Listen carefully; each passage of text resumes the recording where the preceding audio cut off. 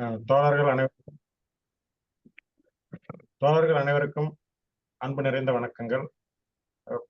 இந்திய போராட்டங்களும் தியாகங்களும் நிறைந்த இந்திய பொதுவுடைமை இயக்கத்தினுடைய மாபெரும் நூற்றாண்டு விழா. இந்த நூற்றாண்டு விழாவை சிறப்பாக முன்னெடுக்கிற விதத்திலே நாம் இந்த 2ஆம் நாள் நிகழ்வை அமைத்திருக்கின்றோம். இன்று டாக்டர் ஜி கண்ணபிரான் அவர்களின் தியாக வாழ்வு என்ற தலைப்பிலே உரை நிகழ்த்த நம்முடைய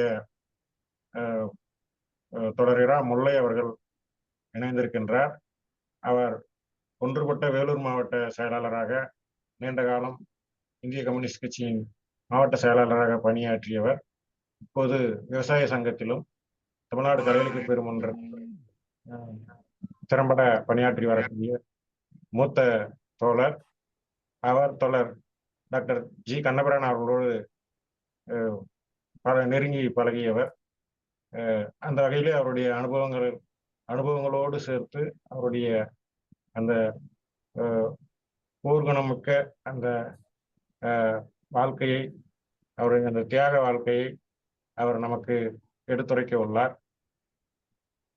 தோழர் டாக்டர் ஜி கண்ணபிரான் அவர்களை பற்றி சொல்ல வேண்டும் என்றால், அவர் நம்முடைய சங்கத்திற்கு பெரியசாமி, பொதுவான பொது பிரச்சனைகளை கலந்து கொள்வதற்கு ஐயாசாமி, காங்கிரஸ் இயக்கத்தில் பங்கெடுப்பதற்கான பொறுப்பு டாக்டர் ஜி கண்ணபிரான் ஆகியோருக்கு வேலை பிரிவினை செய்து வேலை செய்ததா வருது. அப்போ காங்கிரஸ் கட்சியுடைய இயக்கங்கள்ல பங்கெடுப்பதற்கு டாக்டர் கண்ணபிரானுக்கு வேலை பிரிவினைய அந்த குடியாத்தம் கிளையில வேலை பிரிவினை செய்திருக்கிற செய்தி கிடைச்சிருக்கு.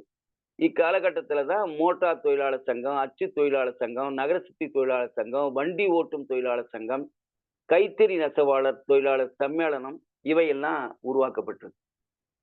31/8/1946 ஆரணியில கைத்தறி தொழிலாளருடைய மாநாடு நடத்தியிருக்கிறாரு. அந்த மாநாட்டுல பொறுப்பாளர்லாம் தேர்வு செய்திருக்கிறாங்க. அதே சமகாலத்துலதான் வட ஆற்காடு ஜில்லா தோல் பதினொன்று தொழிலாளர் சங்கம் பதிவு செய்யப்பட்டது. அதுக்கான தேதி சொல்றாங்க 15/1/1946 அந்த சங்கம் துவக்கப்பட்டது. அதே போல குடியாத்தத்துல ஒரு மிகப்பெரிய நிகழ்ச்சி அல்லது ஒரு முத்திரை பதிக்கிற டாக்டர் ஜி கே எடுத்த எந்த முயற்சியுமே சிறிய அளவிலான முயற்சியோ அல்லது ஒரு ரகசியமான கூட்டமாகவோ அப்படியெல்லாம் இல்லாம மக்கள் மத்தியில் விரிவாக கொண்டு செல்லக்கூடிய ஒரு அரசியல் செயல்பாட்டோடு செயல்பட்டார்ன்றதை நாம் அழுத்தம் திருத்தமா பார்க்கணும். அந்த காலகட்டத்திலேயே பாத்தீங்கன்னா அந்த குறிப்புகள் என்ன வருதுன்னா, குடியாத்தம் நேதாஜி சவுக் என்று அழைக்கப்படுகிற இடத்தில் நேதாஜி சிலை அமைத்து பிறந்த தின கூட்டத்தை 4/8/1946 கொண்டாடி இருக்கிறாங்க. எவ்வளவு பெரிய செய்தி அது! நேதாஜிக்கு சுதந்திரம் வாங்குவதற்கு முன்பாகவே நடைபெற்ற மிகப்பெரிய செய்தி. இன்றைக்கும் அந்த ஒரு சின்னதா குழந்தை மாதிரி இருக்கும் அந்த சிலை. இப்பவும் மாற்றி அமைக்கல. அது இப்போ அந்த சிலை இருக்காங்க. அது ஆண்டுதோறும் விழா எடுத்திருக்கிறாங்க. அது 4/8/1946 அந்த அழைப்புதல், அந்த துண்டறிக்கை எல்லாம் கூட பத்திரமா வச்சிருக்கிறார். அவர்கிட்ட ஒரு சிறப்பு என்னன்னா, நாம கேள்விப்பட்டிருக்கிற கட்சி வாழ்க்கையில நாம கேள்விப்பட்டிருக்கிற செய்தியை பார்த்தோம்னா, கட்சியுடைய வரலாற்றை தொகுக்கிற பொழுது சொல்லக்கூடிய ஆதாரபூர்வமான செய்திகள் இன்றைக்கும் நாம் எல்லோரும் குறிப்பிடுறது, மார்க்சிஸ்ட் கட்சி உட்பட இடதுசாரி கட்சிகள் எல்லாமே குறிப்பிடுறது எதுன்னு கேட்டீங்கன்னா டாக்டர் ஜி அதிகாரியை நாம் குறிப்பிட்டு சொல்லுவோம். அவர் மிகப்பெரிய அறிஞர், அறிவியல் அறிஞர், விஞ்ஞானி. அவர் தான் பார்ட்டியோட டாக்குமெண்ட் எல்லாம் பாதுகாத்தாங்க. அந்த அளவிற்கு அதை ஈடு செய்யக்கூடிய அளவுக்கு, அது நான் ஒன்றும் மிகைப்படுத்தி சொல்லலை, அவரை போன்று இவர் இந்த மாவட்டத்தினுடைய செய்திகளை எல்லாம் பார்க்கிற போது தொடர் டாக்டர் ஜி கே அவர்கள் அந்த துண்டறிக்கைகள்லாம் பத்திரப்படுத்தி வைத்திருக்கிறார் என்கிற அந்த செய்தியை பார்க்க முடியுது. இந்த காலகட்டத்தில் தான் 1946 4/8/1946 கொண்டாடப்பட்டது. இக்காலகட்டத்திலே தான் தக்கோலம், அரக்கோணம், ராணிப்பேட்டை, ஆற்காடு, வேலூர், பள்ளிகொண்டா, குடியாத்தம், ஆம்பூர், வாணியம்பாடி, ஜோலாப்பேட்டை, திருப்பத்தூர், செங்கம், திருவண்ணாமலை, போலூர், ஆரணி, வந்தவாசி இந்த மாவட்டத்தில் இருக்கக்கூடிய அன்றைக்கு நகரமாக இருந்த அனைத்து நகரங்களிலேயும் கட்சி கிளைகள் 1946 அமைக்கப்பட்டிருக்கு. அப்போ எத்தனை கிளைகள் இருந்தது அப்படின்ற ஒரு பதிவை வைத்து இருக்கிறாங்க. அதுதான் இதுல இருக்கிற மிகப்பெரிய ஆர்வமூற்ற செய்தி. ஏதோ போற போக்குல சொல்லாம ஆதாரப்பூர்வமா அதற்கான தரவுகளை பூரா பதிவு செய்திருக்கிற தோழர் டாக்டருடைய இதை மெச்சி நாம் பாராட்ட வேண்டியிருக்கிறது. இந்த மாவட்டத்துல 64 கிளைகள் அப்பதான் 1946லேயே 64 கிளைகளை இருந்ததாக சொல்றாங்க.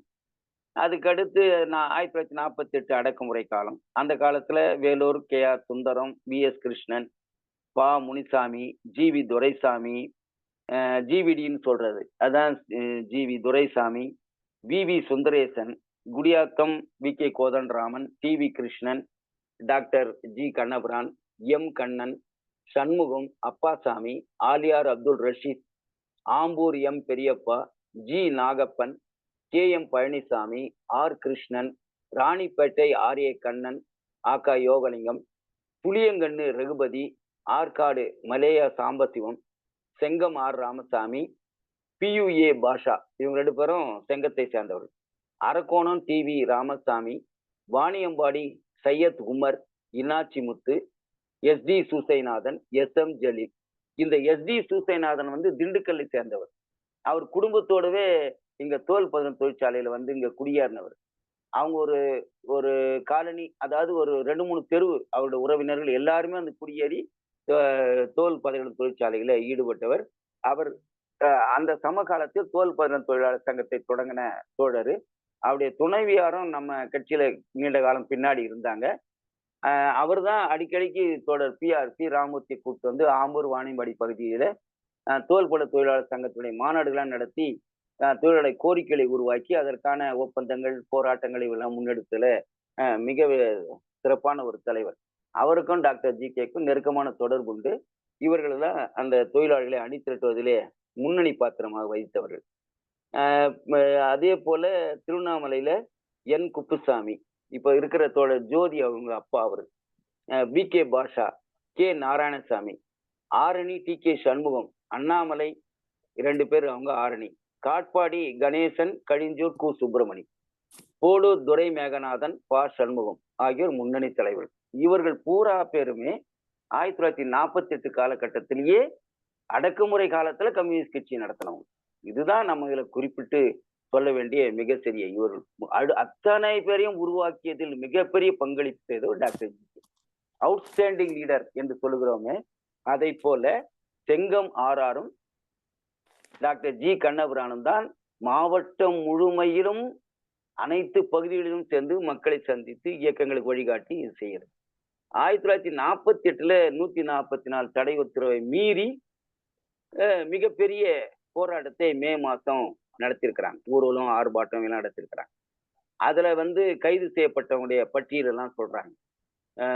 பள்ளிகொண்டால 4, குடியாத்தம் மில் தொழிலாளர்கள் 45 பேர், பீடி தொழிலாளர் 48, முனிசிபல் தொழிலாளர் 6 பேரு, இதர தொழிலாளர்கள் 18 பேரு, வேலூர்ல 22, வாணியம்பாடியில தோல் தொழிலாளர்கள் 4 பேர், பீடி தொழிலாளர் 10 பேர் கைது செய்யப்பட்டாங்க. அந்த செய்தி பதிவு செய்யப்பட்டிருக்கு. அப்போ அந்த காலகட்டத்துல மாவட்ட செயலாளராக டாக்டர் ஜி.கே. பொறுப்பேற்று பணியாற்றி மாவட்டம் முழுவதும் போராட்டங்களை திட்டமிட்ட முறையில செய்து நடத்துவதற்கான வழிகாட்டுதலை செய்திருக்கிறார். அதுல குறைந்தபட்சம் 3 மாசம், அதிகபட்சம் 9 மாதங்கள் வரை தண்டனை விதிக்கப்பட்டு சிறைக்கு போயிருக்கிறார். அந்த சிறைக்கு போய்க்கிறவங்க யார் யார் என்ற பட்டியலையும் குறிப்பா எழுதி வைத்திருக்கிறார். குடியாத்தத்துல 5 பேர் பாதுகாப்பு கைதிகளாகவும் 3 பேர் தலைமறைவாகவும் சென்றவங்க. 3 வருட காலம் கடுமையான அடக்குமுறை சந்தித்து தலைமறைவாக வி.கே. Kothandaraman, doctor G. கண்ணபிரான், கே.ஆர். சுந்தரம் ஆகியோர் பணியாற்றினர். இந்த காலகட்டத்துலதான் இந்த தோழர்கள்லாம் தலைமறைவா போயிருக்கிறாங்க. மற்ற தோழர்களுக்கு தண்டனை கிடைச்சி சிறையில இருந்திருக்கிறாங்க. இந்த செய்தி சொல்லப்படுது. அதே போல தோழர் டாக்டர் ஜோலார்பேட்டை நாட்டுமணி பகுதியில் தலைமறைவாக நான் ஏற்கனவே குறிப்பிட்டது போல தலைமறைவா இருந்ததை குறிப்பிடுறாங்க. அதே போல ரயில்வே ஜோலார்பேட்டை பகுதியில தொழிலாளி அணி திரட்டுவது யாரு? பீடி தொழிலாளி அணி திரட்டுவதற்கு ஒரு பொறுப்பு, ரயில்வே தொழிலாளி அணி திரட்டுவதற்கு குருசாமின்னு ஒருத்தரை குறிப்பிடுறாரு. ரயில்வே தொழிலாளர் மத்தியில் ஸ்ரீ குருசாமி என்பவர் பணியாற்றி இருக்கிறத சொல்றாங்க. 49ல தீவிரமான போராட்டங்கள், பீடி தொழிலாளர்கள், தோல்பட தொழிலாளர்களுடைய போராட்டங்கள் 49ல தீவிரமடைஞ்சிருக்கு. ஆகஸ்ட் 15 தொழிலாளர் போராட்டம் மிகப்பெரிய போராட்டமா வெடிச்சு நடைபெற்றிருக்கு. அதுக்கு நேரடியான தலைமை தாங்கியிருக்கிறாங்க. அந்த செய்திகள் இதுல குறிப்பிடப்பட்டிருக்கு. அதே போல நீங்க தொடர்ந்து பல்வேறு செய்திகளை தடையை மீறி செய்யறது, மக்களுக்கான போராட்டம், இவைகளுக்கு வழிநடத்துறது. அதே போல இன்னொரு செய்தி ஒண்ண நாம சொல்லணும் அப்படின்னு சொன்னோம்னா, அந்த ஒரு செய்தியை இதுல குறிப்பிட்டு இடையில சொன்னாதான் சரியா இருக்கும்னு நினைக்கிறேன். 48ல இந்த மாதிரி ஒரு தலைமறைவா வி.கே. கோதண்டராமன், இவரு கே.ஆர்.எஸ். இவங்கெல்லாம் இருக்கும்போது, ஜோலார்பேட்டை பகுதியில நானு நாட்றம்பள்ளி இந்த பகுதியில அவங்க இருந்தாங்கன்னு சொல்றோமே, அந்த பகுதியில் இருக்கும்போது விவசாயிகளை சந்திச்சு விவசாய சங்கங்களை டாக்டர் நேரடியாவே பல கிராமங்கள்ல வச்சிருக்கிறார். அந்த நேரத்துல 2 நாள் பட்னியா இருந்திருக்கிறாரு டாக்டர். சாப்பாடு எதுவுமே இல்ல. இங்க ஒரு தோழர் ஒருத்தர் கட்டேரின்னு ஒரு ஊருக்கு. அந்த கட்டேரின்ற ஊர்ல இருக்கும்போது, எங்களுக்கு என்ன சாப்பிடறதுக்கு கொடுங்கன்னு ஒரு விவசாய குடும்பத்துல கேட்கிறாரு. அப்படி கேட்கும்போது ஒருத்தர் கம்பு கஞ்சி குடுக்குறாங்க. இந்த பகுதியில இப்பவும் அந்த சொல் வழக்கு இருக்கும். இங்க வந்து கூழு, கஞ்சி கூழுன்னு சொல்லுவாங்க. அந்த கம்பு கூழு குடிக்கிறார். குடிச்சு இவருக்கு 2 நாள் பட்னியா இருந்ததுல அந்த கம்பு கொஞ்சம் சூடு அதிகம். எப்பவுமே உடம்புக்கு வெப்பத்தை தரக்கூடியது. அது இவருக்கு 2, 3 தடவை பேதி ஆயிருக்கு. இத என்ன பண்ணிருக்காரு, ஒரு துண்டு சீட்ல எழுதி யார் மூலியமா குடுத்து அனுப்பிச்சு, வேலூர்ல ஒரு குறிப்பிடத்தக்க ஒரு ஹீரோ, அவரும் ஹீரோன்னு தான் சொல்லணும்.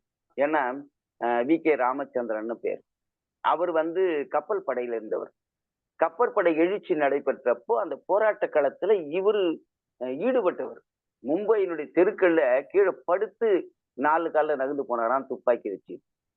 அத பார்த்து ஒரு ஒரு வீட்டுல இருக்கிற ஒரு அம்மா ஓடி வந்து எதிர் திசையில பிரிட்டிஷ் அரசாங்கத்தினுடைய போலீஸ் துப்பாக்கி சூடு நடத்துது. அந்த துப்பாக்கி சூடுல பல பேர் அடிபட்டு செத்து போய் கீழே எல்லாம் விழுறான். இவர் செத்து போட போறாருன்னு வெளியே வந்து தரன்னு இவர் கையை பிடிச்சி வீட்டுக்குள்ள இழுத்துன்னு போறாங்களாம். அவரு இவரு உள்ள போய் இல்ல இல்ல எங்க கட்சி வந்து எங்களுக்கு கட்டளையிட்டு இருக்கு, அதை மீறி நான் வந்து ஓடி ஒழிஞ்சிக்கினா என் தப்பு அது, அதனால நீங்க வேணாம் என்னை வந்து காப்பாத்தாதி விடுங்கன்னு சொல்லி விடுவிச்சு வந்ததாக ஒரு செய்தியை தோழர் வி.கே. ராமச்சந்திரன் சொல்வார்.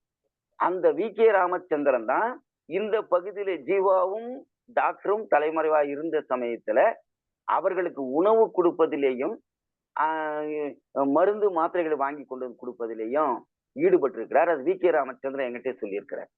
அப்படி இருக்கும்போது இந்த 48 அந்த காலகட்ட தலைமுறையாக்கும் போதுதான் டாக்டர் அம்மாவை போய் பார்த்து, டாக்டருடைய மனைவி கிட்ட சகுந்தலா அம்மா கிட்ட போய் பார்த்து, இந்த மாதிரி வந்து அவர் தலைமறைவா இருக்காரு, பணம் இல்லை, சாப்பிடறதுக்கு பணம் இல்லை, இந்த மாதிரி அவருக்கு உடம்பு சரியில்லாம இருக்கு, மாத்திரை எல்லாம் கொடுங்க அப்படின்னு கேட்டு எழுதி வாங்கிட்டு வந்து மாத்திரை கொடுத்ததா ஒரு செய்தியை வி.கே. ராமச்சந்திரன் சொல்லியிருக்கார். அது சரிதான்னு இவர் டாக்டரும் குறிப்பிட்டு சொல்லியிருக்கிறார். அவரு தான் பின்னால 48ல தொரப்பாடியில இருந்த அந்த ஜெயில், இப்பவும் ரொம்ப சிறப்பா பேசப்படுற ஜெயில், அகில இந்திய அளவுல சிறப்பா சொல்லக்கூடிய ஜெயில்கள்ல தொரப்பாடி மிக சிறப்பான ஜெயில். அந்த ஜெயில்ல கம்யூனிஸ்ட் ரொம்ப கொடுமைப்படுத்துறன்னு சொல்லக்கூடிய ஒரு ஜெயிலர், அந்த ஜெயிலரை எப்படியாவது காலி பண்ணணும்னு திட்டம் போடுறாங்க. அப்படி அந்த மாதிரி திட்டம் போட்டு ஒரு நாள் ராத்திரி என்ன பண்றாங்க, பெட்ரோல் குண்டோட போய் நிக்கிறாரு. ஜெயில இருந்து வரக்கூடிய அந்த ஜெயில் வார்டனை பார்த்து அவர் மேல அந்த பெட்ரோல் குண்டு அடிக்கிறாங்க. அவர் இறந்து போறாரு எரிஞ்சு. பின்னால என்னன்னு பார்த்தா அன்னைக்கு வந்த ஒரு அப்பாவி, அவரு கம்யூனிஸ்ட் கட்சி தோழர்களுக்கெல்லாம் ஜெயில உதவி பண்ணக்கூடிய ஒரு ஜெயிலர், கொடுமை பண்ண ஜெயிலரு அன்னைக்கு விடுமுறையில வேற எங்க இருந்துக்கிறான்.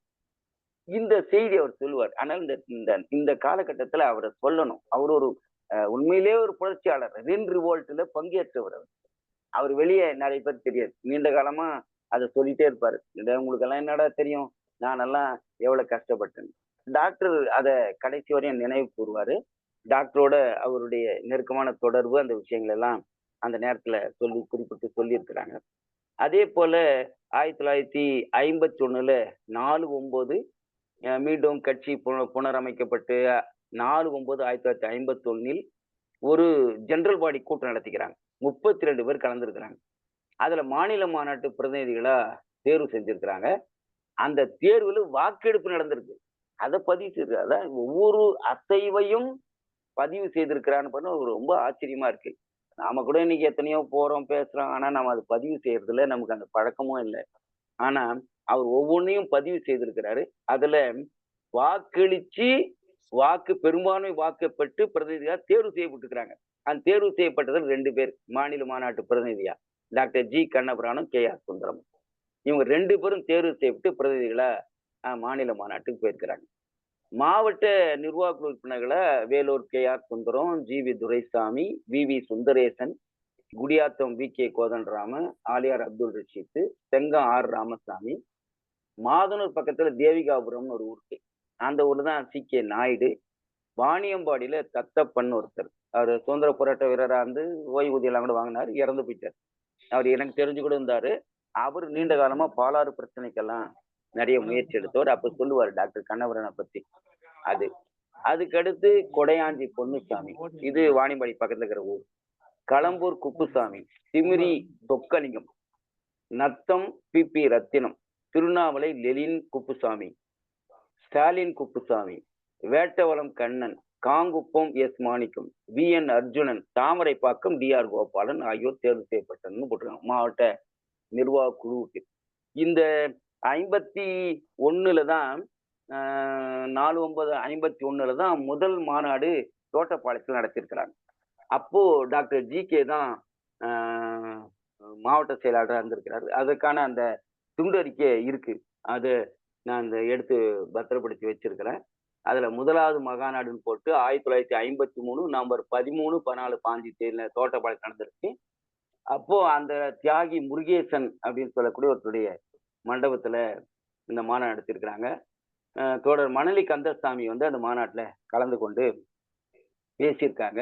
ஊர்வலம் இதெல்லாம் இதுல குறிப்பிட்டு சொல்லியிருக்கிறாங்க. பொதுக்கூட்டம் வந்து வேலூர் கோட்டை மைதானத்துல நடந்ததா சொல்றாங்க.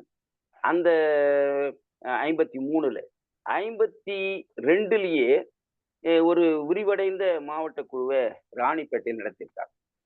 அந்த ராணிப்பேட்டை நடத்தின கூட்டத்துல செங்கம் ஆர். ராமசாமி தலைமையில் நடந்திருக்கு. மாநில குழுவிலிருந்து நம்ம பாண்டிச்சேரி வி. சுப்பையா வந்து கலந்துருக்காங்க. இதுல ஒரு செய்தியை சேர்த்து இணைச்சு சொல்லணும்னு சொன்னா, டாக்டர் ஜி.கே.க்கு நெருக்கமான தோழர்களா, தொண்டர்களா, அடிக்கடிக்கு பேசக்கூடியவர்களா நெருக்கமா இருந்தவங்க பாண்டிச்சேரி தோழர் சுப்பையா அவர்களும், டாக்டர் ரங்கநாதன். இவங்கெல்லாம் சமகால தோழர்கள், அவர்களோட இணையா இருந்தவங்க. அடிக்கடிக்கு தலைமறைவா இருந்த காலத்திலையும் அதுக்கு முன்னாடியும் கம்யூனிஸ்ட் கட்சி சம்பந்தமான கூட்டங்களை, மாவட்ட கூட்டங்களை எல்லாம் கூட்டுவதற்கான இடமா திருவண்ணாமலையில் தான் கூடியிருக்கிறார் அடிக்கடிக்கு. அதுல டாக்டர் ரங்கநாதன் அவர்களும் சுப்பையா அவர்களும் கலந்து கொண்டு வழிகாட்டியிருக்காங்க. அதுக்கான பதிவுகள் இருக்கு. அந்த அடிப்படையில அந்த கூட்டம் நடந்திருக்கு. 19 பேர் அதுல கலந்து கொண்டதா ஒரு செய்தி சொல்லப்பட்டிருக்கு. அதே போல 1953 விவசாய சங்கத்தினுடைய சிறப்பு கூட்டத்தை நடத்தியிருக்காங்க. வேலூர் நடைபெற்ற 7 தாலுக்காலிருந்து 30 பேர் விவசாய சங்க தோழர்கள் கலந்து கொண்டதா ஒரு செய்தி பதிவு செய்யப்பட்டிருக்கு. அதே போல நீங்க விவசாயிகள் சங்க மாநில குழு பொறுப்பாளர் தோழர் சீனிவாசராவ் கலந்து கொண்டார்னு அந்த சிறப்பு பிளீனத்தை குறிப்பிட்டிருக்காங்க. 733 பேர் உறுப்பினராக அப்ப சேர்த்திருக்காங்க. 1952ல விவசாய சங்கத்துக்கான உறுப்பினர்களை சேர்த்து அதுக்கான பொறுப்பாளர்கள் இதெல்லாம் எல்லா அமைப்புகளிலேயும் டாக்டர் ஜி.கே. வந்து கலந்துக்கின்னு அதுல வழிகாட்டி இருக்கிறாங்க. இதுதான் நமக்கு 53. அதுக்கிட்ட இடையில கொஞ்ச நாள் அவருக்கு ஏதோ ஒரு கருத்து வேறுபாடு காரணமா ஒதுங்கி இருந்திருக்காரு. ஆனா இருந்தாலும் தொடர்ந்து கட்சி இயக்கங்கள்ல பங்கேற்று இருக்கிறாரு, இதெல்லாம் பண்ணியிருக்காரு. இது ஒரு பக்கம் ஒரு ஆவணமா கிடைச்சிருக்கிற செய்தி. இதுல இன்னொரு செய்தி எதை சிறப்பா சொல்லணும் அப்படின்னா, தமிழ்நாடு முழுமையிலும் நடைபெற்ற கட்சி, தொழிற்சங்க, விவசாய சங்கம் போன்ற இயக்கங்கள்ல எல்லா இயக்கங்களையும் ஒரு பங்கேற்று ஒரு பங்களிப்பு செய்திருக்காரு. ஏன்னா இவர் மருத்துவரா படிக்கும்போது இவரோட உடன் படித்த பல மருத்துவர்கள் வந்து அந்தந்த இடங்கள்ல தமிழ்நாடு முழுமையிலும் வேற இடங்கள்லும் டெல்லியில, பொம்பாயில இங்கெல்லாம் பணியாற்றி இருக்கிறாங்க. அவங்களோட எல்லாம் தொடர்ந்து தொடர்புகள் இருந்து அவர்களிடத்திலிருந்து ஒரு நிதி உதவி பெற்று தந்திருக்கிறார். நீங்க சில அறிக்கைகள் பார்க்கலாம். 1951 நினைக்கிறேன். அதுல ஒரு துண்டறிக்கையில குறிப்பிடுறாங்க. மாநில கூட்டம் நடந்திருக்கு. அப்போ மாநில செயலாளரா வந்து எம்.ஆர். வெங்கட்ராமன் இருக்காரு. எம்.ஆர். வெங்கட்ராமன் கோட்டா போட்டிருக்காரு. வடார்காடுக்கு உடன் ரூ. 3000. அந்த ரூ. 3000 குறிப்பிட்ட காலத்துல நிதி வசூல் பண்ணி கொடுத்திருக்கிறாங்க. இந்த செய்தி வருது. அதே போன்று பீடி தொழிற்சங்கத்தை பத்தி சொல்லணும்னு சொன்னா, எப்படி சமூகத்துல மக்களுக்கு நோய்வாய்ப்படுகிற மக்களுக்கு மருத்துவரா இருந்து நோய் நீக்கக்கூடிய பணியை மருத்துவரா செய்கிறாங்களோ, அந்த மாதிரி ஒரு முத்திரை பதிக்கக்கூடிய வகையில டாக்டரும் சகுந்தலா அம்மாவும் 2 பேரும் பணியாற்றிய குடியாத்தத்துல வேலூர் இன்னைக்கு சிறப்புமிக்க ஒரு பெரிய மருத்துவமனையா இருக்கு. அன்றைக்கும் அது ஒரு பெரிய மருத்துவமனை தான். வளர்த்தெடுக்கப்பட்ட மருத்துவமனை.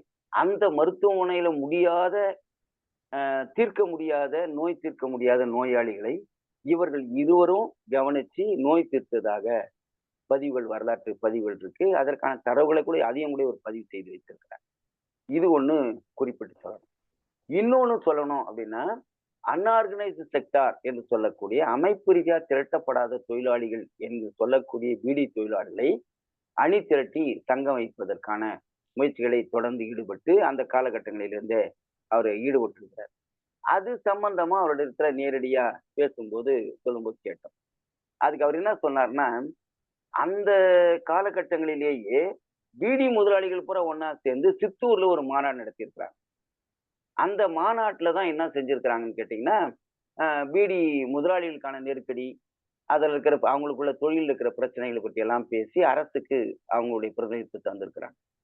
இதை நுணுப்பமாக கவனிச்சு அதை வாங்கி அவங்க அந்த காலகட்டத்திலேயே ஒரு மலர் வெளியிட்டு இருக்கிறாங்க. அந்த மாநாட்டை நடத்தி அந்த மலர்ல பீடி முதலாளிகளுக்கான பிரச்சனைகள் எதெல்லாம் தொகுத்திருக்கிறாங்களோ அதை வாங்கிட்டு முதலாளிகள் ஒன்னா சேரும்போது தொழிலாளிகள் ஏன் நாம் ஒன்னா திரட்டக்கூடாது, தொழிலாளிகள் ஏன் ஒன்னா சேர்க்கக்கூடாது என்பதுதான் எனக்கு கிடைச்ச அந்த ஒரு அனுபவம்.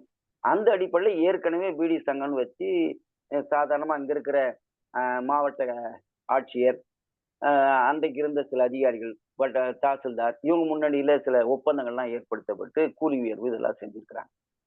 ஆனா அதற்கான முழு முயற்சி எடுத்து அகில இந்திய அளவுல இது தொழிற்சாலைகளுக்கு தொழிலாளிகள் வேலை செய்யக்கூடியது. அன்றைக்கு வந்து இந்த மாவட்டத்தில் தான் தொடர்ந்து அதுக்கு பல இப்ப கூட சொல்லலாம், அன்றைக்கு தொடங்கின எஸ்பிடி குடியாத்துல குறிப்பா எஸ்பிடி, இணையத்துல்லா பீடின்னு ஒரு பீடி, அதே போல 2-3 பீடி கம்பெனி, பெரிய பெரிய பீடி தொழிற்சாலைகள். இவைகள் எல்லாம் தொழிற்சாலைகள்னு சொல்றதே பொருத்தம்னா, அன்னைக்கு எனக்கு தெரிஞ்சு கூட மணி அடிப்பாங்க. தொழிலாளிக்கு 7 மணிக்கு 7:30க்குள்ள போவான். சாயங்காலம் 6:30 7 மணிக்கு தான் வெளியே வருவாங்க. மதியம் ஒரு 1/2 மணி நேரம் 1 மணி நேரம் சாப்பாட்டுக்கு இடைவேளை விடுவாங்க. எல்லாரும் வரிசையா உட்கார்ந்து முறம் வச்சுட்டு பீடி சுத்துவாங்க. இந்த தொழிலாளிகளுக்கு ஃபேக்டரி சட்டம் பொருந்தும் என்கிற ஒரு மாபெரும் போராட்டத்தை நடத்தினோம். இதுல ஒரு குறிப்பா ஒண்ணு சொல்லணும் அப்படின்னா, ஒரு கட்டத்துல அது சட்டமாகி அவங்க வருங்கால வைப்பு நிதி இதெல்லாம் வைக்கணும்னு சொல்லும்போது அந்த போராட்டங்கள்ல அன்றைக்கு பின்னால் 1970கள்னு நான் நினைக்கிறேன், அந்த 70கள்ல கட்சியுடைய மாவட்ட செயலாளர் தோழர் வேலூரை சேர்ந்த ஆர் ராஜரத்னம்னு இருந்தார். அப்போ இந்த சட்டத்துல நடைமுறைகளை கொண்டு வரணும், பீடி தொழிலாளர்களுக்கான விடுபட்ட சம்பளம் போனஸ்ன்னு சொல்ற மாதிரி, அப்புறம் கிராஜுவிட்டி பொருந்தும்னு சொல்றது, அவர்களுக்கான எல்லா விதமான சட்ட உரிமைகளும் கொடுக்கணும் அப்படின்னு வலியுறுத்தி ஒரு போராட்டம் நடத்துறாங்க. அந்த போராட்டம் நடத்தும் போது அந்த காலகட்டத்தில் என்ன பண்றாங்கன்னா, தொழிலாளிகளை பூரா இப்ப வேலூர்ல போராட்டம் நடத்துறாங்க பீடி தொழிலாளிகள்னா, அவங்கள பூரா போலீஸ் வேன்ல ஏத்துன்னு வந்து ஒரு 5 கிலோமீட்டர் 10 கிலோமீட்டர் தள்ளி கொண்டாந்து ரோடு ஓரமா நிறுத்தி இறங்கி நீங்கெல்லாம் போங்கயான்ட்டு காலியா வண்டி எடுத்துட்டு இவங்க அங்கிருந்து நடந்து போவாங்க. அப்போ ஒரு தொடர்ந்து 3 நாள் போராட்டம் நடக்குது. டாக்டர் ஜி.கேவும் தொடர்ந்து போராட்டத்தை நடத்துறாரு. டாக்டர் ஜி.கேவும் ராஜரத்னமும் பேசுறாங்க. இது தொடர்ந்து 2 நாள் இந்த வேலையை போலீஸ் செய்யறாங்க. இவங்க என்ன வலியுறுத்துறாங்க, ஒண்ணு எங்களை கைது செஞ்சா நீங்க சிறைக்கு கூட்டு போங்க, எங்களை வந்து சிறையில போடுங்க, வழக்கு போடுங்க, நாங்க பாத்துக்கிறோம். ஆனா நடுவழியில கொண்டு போய் விட்டுட்டீங்கன்னா 5 கிலோமீட்டர் 6 கிலோமீட்டர் 10 கிலோமீட்டர் எப்படி நடந்து போறது?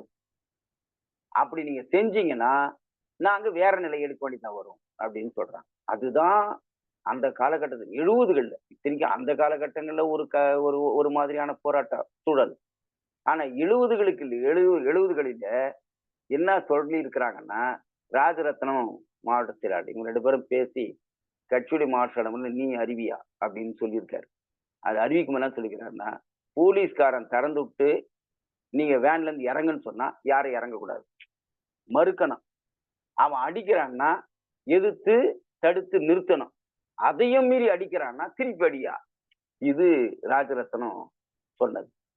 அதன் பிறகுதான் தொடர் 3 நாள் 5 நாள் போராட்டங்களை நடத்தி அந்த போராட்டத்தினுடைய விளைவாதான் பீடி முதலாளிலாம் இறங்கி வந்து நாங்க உங்களுக்கு வருங்கால வைப்பு பணம் கட்டுறோம் அப்படின்னு. இது மிகப்பெரிய போராட்டம். அது வரலாற்றுல குறிப்பிடத்தக்க போராட்டம்னு சொல்லலாம். அதற்கு முன்னாடி நடந்த பல போராட்டங்கள் உண்டு அந்தந்த இடங்கள்ல.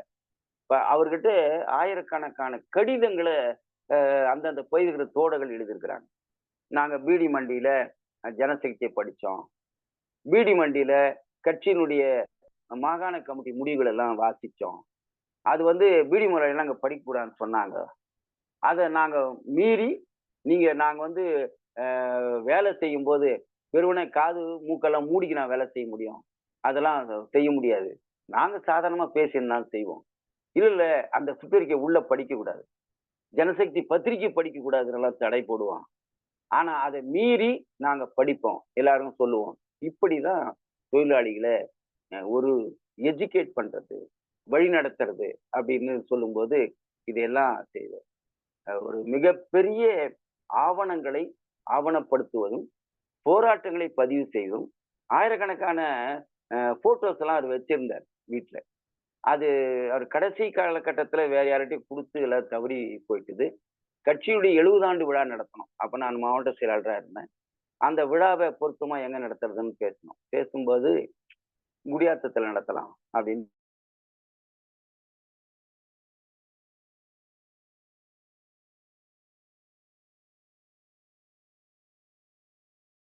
போட்டு நடத்தின பல போராட்டங்கள்ல அவர் தாக்கப்பட்டு அடிபட்டது. போலீசார் அடிச்சு அவர் மண்டையை உடைச்சி ரத்தம் கொட்டினது. அந்த ரத்தம் கொட்டி இருந்த துணி, ரத்தம் நனைஞ்சு போன துணியை அப்படி பத்திரப்படுத்தி வச்சிருந்தார். ஒரு ஒரு ஒரு சிறப்பான ஒரு தனித்துவமிக்க ஒரு தலைவரை எப்படி பார்க்கணும் அப்படின்னா, வெளியே பார்க்கும்போது பேசும்போது கொஞ்சம் கடுமையா பேசுவதை போல இருக்கும். ஆனா ஒரு ஒரு தோழருடைய மெல்லிய உணர்வுகளை புரிந்து கொள்வதும் அவர்களை பற்றிய பதிவுகளை நடுநிலையோடு பதிவு செய்யறது எனக்கு அதுதான் ஆச்சரியம். அரசியல் கட்சியில் இருக்கக்கூடிய அத்தனை பேருமே தனக்கு சாதகமா இருந்தா ஒரு மாதிரியான பதிவும், பாதகமா இருந்தா அதை பதிவே செய்யாம விட்டுறதெல்லாம் பார்க்கும். ஆனா ஒரு தொழிலாளி பாதிக்கப்பட்டு வரும்போது அவங்கிட்ட கனிவா பேசுவது என்பது அவர்கிட்ட குறைவு. பலர் விமர்சனங்களை எனக்கு சொல்லியிருக்கிறாங்க. ஆனா அதே நேரத்துல அவன் எதனால் பாதிக்கப்பட்டிருக்கிறான், அந்த தொழிலாளியினுடைய உண்மையான காரணம் என்ன, எந்த விதமான பாதிப்பு, அந்த பாதிப்பிலிருந்து மீட்டு கொண்டு வர்றதுக்கு அவர் செய்யற பணிகளும் போராட்டங்களும் கோரிக்கைகளும் பார்த்தோம்னா நாம எல்லோரும் கற்றுக்கொள்ள வேண்டிய பாடம் ஏராளம் இருக்கு.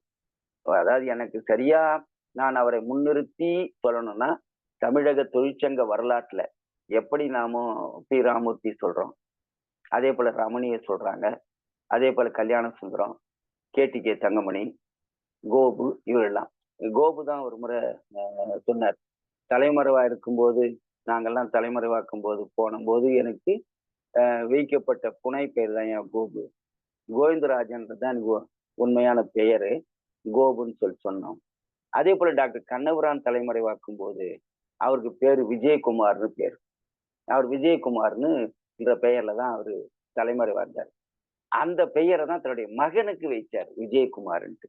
இப்படி பல அந்த அந்த காலத்துல அந்த அளவுக்கு சமகால தலைவர்களில் கே எப்படி கோபு, மணலி கந்தசாமி இப்படி எல்லாம் சொல்றோமோ அதை போல டாக்டர் ஜி கண்ணபுரானும் முன்னிலையில இருந்து சமகால தலைவராக வழி நடத்தியவர். இந்த மாவட்டத்தினுடைய அரசியல் வரலாற்றில் இப்படி பல செய்திகளை இன்னும் சொல்லினே போலாம். இதுல முதல்ல அவர்கிட்ட இருக்கிற எனக்கு என்ன தோணுதுன்னா, அவர் பத்திரப்படுத்தி வைத்திருக்கிற ஆவணங்களை கொண்ட ஒரு தொகுப்பா புத்தகத்தை வெளியிடணும். அவருடைய சொந்த சுக துக்கங்களை கடைசி வரை யார்கிட்டையும் அவர் சொன்னதே இல்லை, நான் கேள்விப்படவும் இல்லை. நான் கட்சி, இயக்கம், கோரிக்கை, கூட்டம், மாநாடு இவைகளை பற்றி தான் தொடர்ந்து பேசுவார். பிடி சங்கத்தை இங்கிருந்து சொல்றது அது சரியா சொன்னா குடியாத்திலிருந்து ஒரு ஒரு மாநாட்டுல டாங்கேவே இவரை வந்து பாராட்டி பேசியிருக்காரு. அந்த மாநாட்டுல டாக்டர் கண்ணபுரான் ஒரு அன்ஆர்கனைஸ்ட் ஒர்க்கார திரட்டி ஒரு மாபெரும் சாதனைகளை, சட்டப்பூர்வமான உரிமைகளை, ஃபேக்டரி சட்டம் சொல்லக்கூடிய தொழிற்சாலை சட்டங்களை பீடி தொழிற்சாலைகளுக்கும் பொருந்தும் என்கிற சட்டமாக அவர் கொண்டு வந்தது மிகப்பெரிய சாதனை. நாடாளுமன்றத்திலே அது சட்டமாக கொண்டு வரப்பட்டது. அந்த அளவுக்கு இறுதி வரை போராடி வெற்றி பெற்ற ஒரு மாபெரும் தலைவர் என்கிற வகையில போராடி இருக்கிறார். ஏஐடியூசியினுடைய அனைத்து மாநாடுகளிலும் இவர் பங்கேற்றாலும், அனைத்து கூட்டங்கள் நடக்கிற சமயத்திலலாம், நான் அது அந்த காலகட்டத்துல நம்ம தோழர்களே கூட வேற மாதிரியான சில விமர்சனங்களை வைப்பாங்க. என்ன சொல்லுவாங்கன்னா, எல்லா அரங்கங்களுடைய மாநில குழு கூட்டங்களை தனியா நடத்துவாங்க.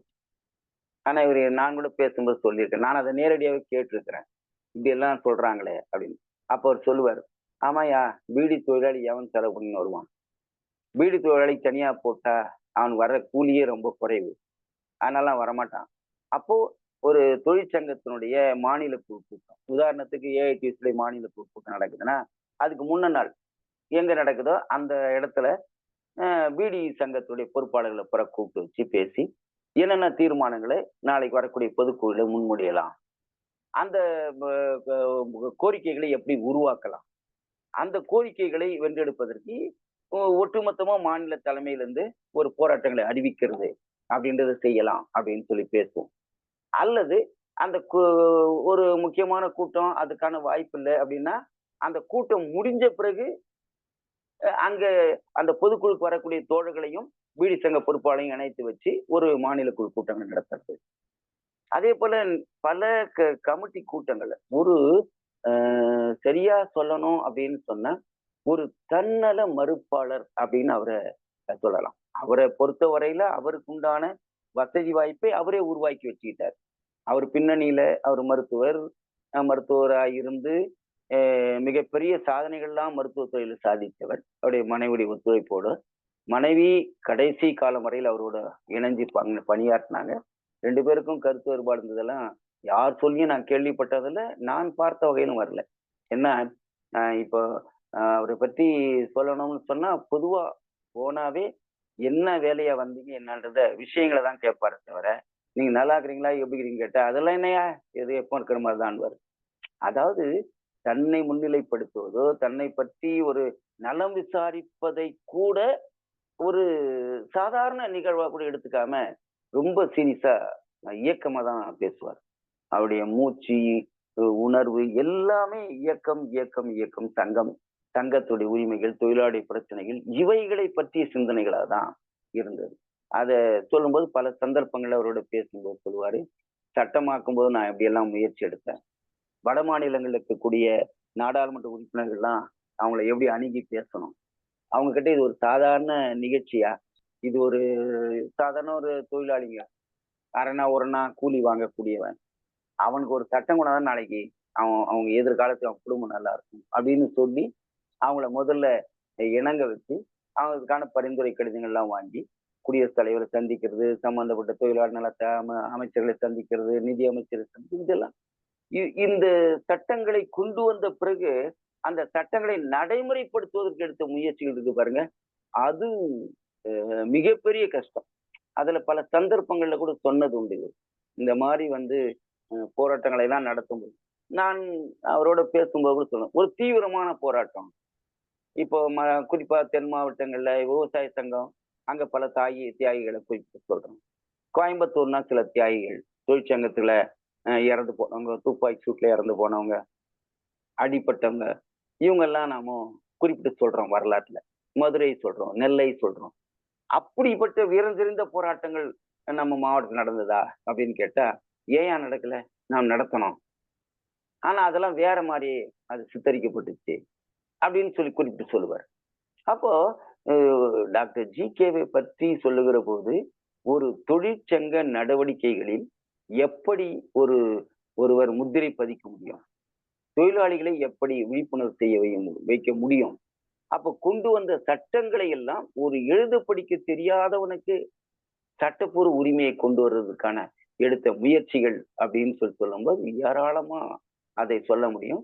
அதற்கான கடிதங்கள் பூரா பலது இருந்தது. அதெல்லாம் கொண்டு வந்தா நான் தோழர்களுக்கு கொடுக்கணும்னு சொன்னா யாரும் பலர் வந்து பின்னாடி நான் தான் எடுத்துட்டு வந்தேன். அந்த பீடி தொழிலாளர் சம்பந்தமான ஆவணங்களை பூரா வச்சிருந்தார். ஒவ்வொரு மாநிலத்துக்கும் தனித்தனியா தொகுப்புகளை அந்த தொகுப்பா வச்சிருந்தார். அதையெல்லாம் நம்ம பின்னால் பயன்படுத்தணும்னு சொல்லி வச்சிருக்கிறோம். இது மாதிரிலாம் டாக்டர் ஜி.கே.வை பற்றி சொல்லணும் அப்படின்னா, எப்படி தன்னை முன்னிறுத்திக்காமல் ஒரு இயக்கத்தை முன்னிறுத்திய தலைவர்கள் அப்படின்னு நாம ஒரு சிலரை சொல்றோமோ, அதை போல டாக்டர் கண்ணபுரான் அவர்கள் ஒரு மாபெரும் ஆளுமை மிக்க தலைவர். அது தொழிற்சங்க தலைமையா இருக்கட்டும், அவருடைய வீட்டுல நான் பார்த்த வகையில ஏராளமான புத்தகங்களை, ஆங்கில புத்தகம், தமிழ் புத்தகம் அதெல்லாம் இருந்ததை நான் பார்த்துருக்கேன். அந்த புத்தகங்கள்லாம் எடுக்கணும்னு முயற்சி எடுத்தோம். அது கொஞ்சம் பின்தங்கி இருக்குது. அவரு இறந்து போன பிறகுதான் அந்த இதையெல்லாம் எடுத்து வெளியே போட்ட குப்பையிலிருந்து சில எடுத்து வந்து சில சில துண்டு அறிக்கை, நோட்டீஸ், சில ஆவணங்கள்லாம் கொண்டு வந்தேன். அதுல ஒரு ஆவணம் தான் ஒரு சிஎஸ் மீது அகில இந்திய கமிட்டி எடுத்த நடவடிக்கை சம்பந்தமான ஒரு அறிக்கை. அந்த அறிக்கை 48ல வந்திருக்கு. அதை வச்சிருந்தாரு. அவர் இருக்கும்போது என்கிட்ட காமிச்சாரு. அது எனக்கு கொடுங்களேன். இல்லையா, அதெல்லாம் நான் கொடுக்க மாட்டேன். ஏன்னா அந்த அறிக்கையில மேல குறிப்பிட்டிருக்கிறாங்க, இது யாருக்கும் கொடுக்க கூடாது, யாருக்கும் தெரியக்கூடாது, கட்சி தோழர்களுக்கு மட்டும்தான் அந்த குறிப்பறிக்கை அப்படின்னு கொடுத்துருக்குது அப்படின்னு காமிச்சிட்டு அதுல ஒரு சில செய்திகளை சொல்லுவேன். இப்படி எல்லாம் நடந்தது கடந்த காலத்துல அப்படின்னு சொல்லி. அப்போ டாக்டர் கண்ணபுரான் என்பவர் வெளி உலகத்திற்கு தெரியாத ஒரு மாபெரும் போராட்ட வீரர், மாபெரும் தியாகி, மிக சிறந்த அமைப்பாளர், ஆர்கனைசர் அப்படின்னு சொல்லணும்னு சொன்னா மிக சிறந்த அமைப்பாளர். அது எந்த அமைப்பா இருந்தாலும் ஒரு அந்த அமைப்புக்குண்டான அமைப்பு விதியை எடுத்து வச்சுட்டு அந்த அமைப்பு விதியிலிருந்து ஒரு துளி கூட விலகக்கூடாது, ஒரு ஒரு கொஞ்சம் கூட விதி மீறாம அந்த அமைப்பை கட்டமைக்கணும், கொண்டு வரணும். கடைசியா நான் இறுதியா சொல்ல விரும்புறது என்னன்னா, கட்சியினுடைய விதிகள் அல்லது தொழிற்சங்க விதிகள், இந்த விதிகளை யாரு மீறினாலும் தயவுதாட்சணம் இல்லாமல் நடவடிக்கை எடுக்கணும்னு சொல்லுவார். ஒரு சில யதார்த்தமா பார்க்கிறப்போ சில சமரசங்கள் வரும்போது சமரசங்கள் செய்வார். அவரோடு பயணித்த பலர் பல இயக்கங்களுக்கு போயிட்டாங்க. இப்போ வி.கே. கோதண்டராமனும், கே.ஆர். சுந்தரம் மிகப்பெரிய ஆளுமைகள், இவரோடு இருந்து பணியாற்றிய தலைவர்கள். அவங்க மார்க்சிஸ்ட் கட்சிக்கு போனாங்க 64ல பிளவுல. அந்த பிளவு சமயத்துல இவரு இயக்கங்கள்ல இல்லை. அவரு அப்போ கட்சிக்குள் நடைபெற்ற சில விவாதங்கள்ல இதுல ஒதுங்கி இருந்து அவரு மருத்துவ தொழிலை பார்த்துருந்தார். அப்பதான் நிறைய சம்பாதிச்சாங்க. குடியாத்தத்துல மிக சிறந்த மருத்துவர்களா 2 பேரும் குடிகட்டி பறந்தாங்க. அப்போ அதுக்கு பிறகுதான் அவரு இயக்கத்துக்கு வந்தார், வந்து பேசினார். அப்ப சொல்லும்போது கேட்பார், நாம முயற்சி எடுத்து பண்றையா, அது நடுவில் ஏதோ ஒரு சிலருடைய தவறான வழிகாட்டுதல்ல போய் சீர்குலை ஏற்பட்டுடுது, திருப்பி நாம் ஒற்றுமைப்படுத்துறோம், திருப்பி யாராவது ஒருத்தர் சீர்குலைக்கிறாங்க இப்படின்னு எல்லாம் சொல்லுவார்.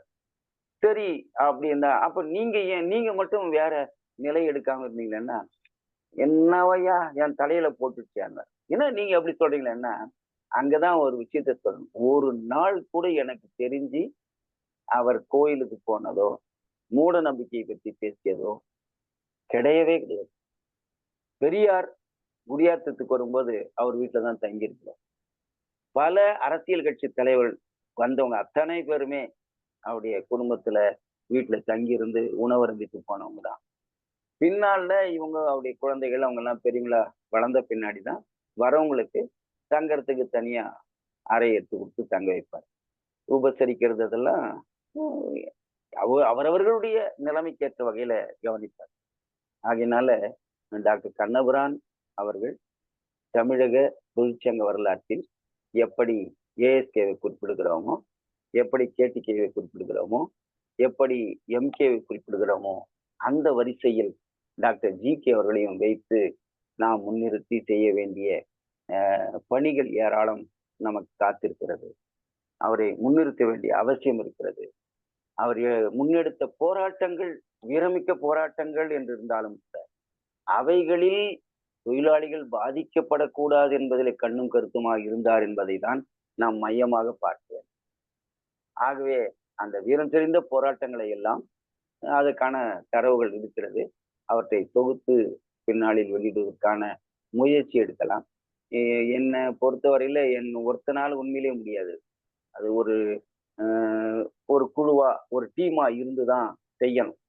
அப்ப அந்த அடிப்படையில டாக்டர் அவர்களை முன்னிறுத்துவதும் இந்த நூற்றாண்டில் 92 வயது வரை வாழ்ந்து காட்டி மற்றவர்களுக்கும் எடுத்துக்காட்டாகவும் வாழ்ந்து தொழிற்சங்க பணிகளுக்கு இளம் தோழர்களுக்கு அதுல ஒரு குறைன்னு பெரும்பாலானவர்கள் சொல்லுவது என்னன்னா, போன உடனே நீங்க இது சொல்லுங்கன்னா சொல்ல மாட்டார், நீங்க இந்த வேலையை செஞ்சுட்டு வாங்குவார்.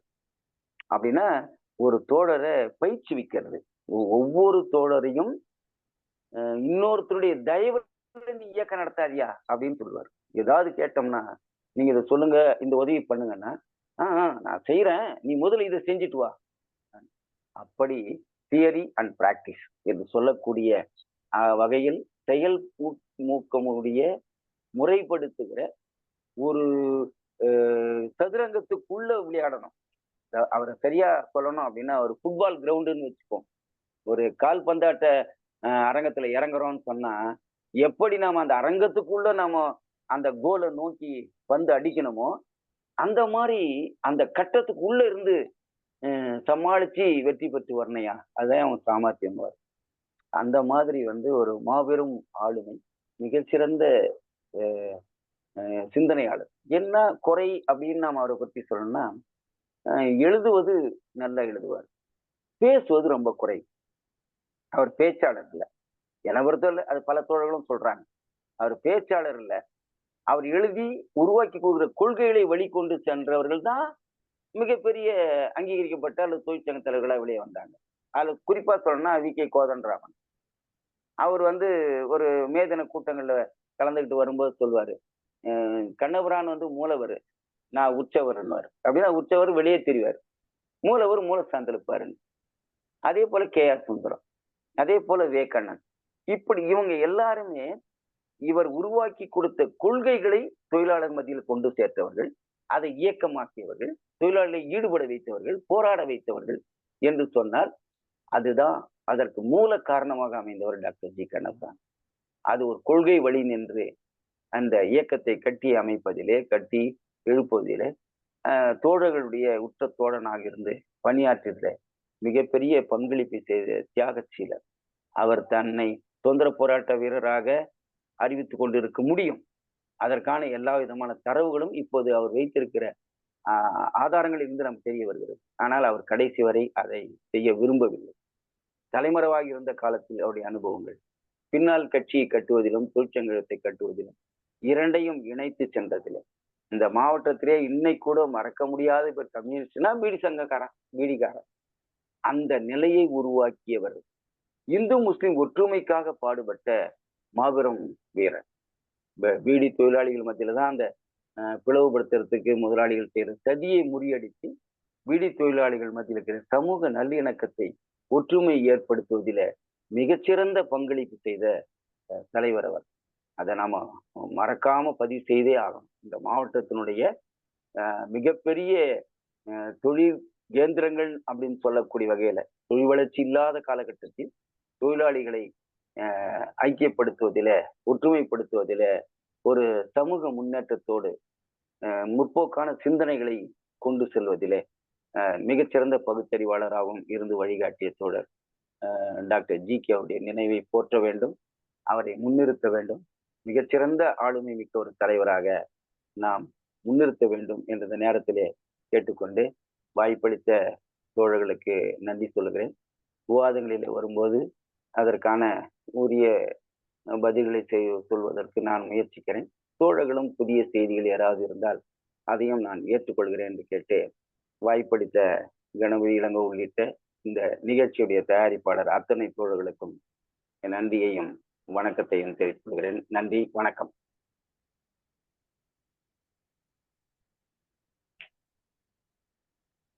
இளங்கோ இளங்கோ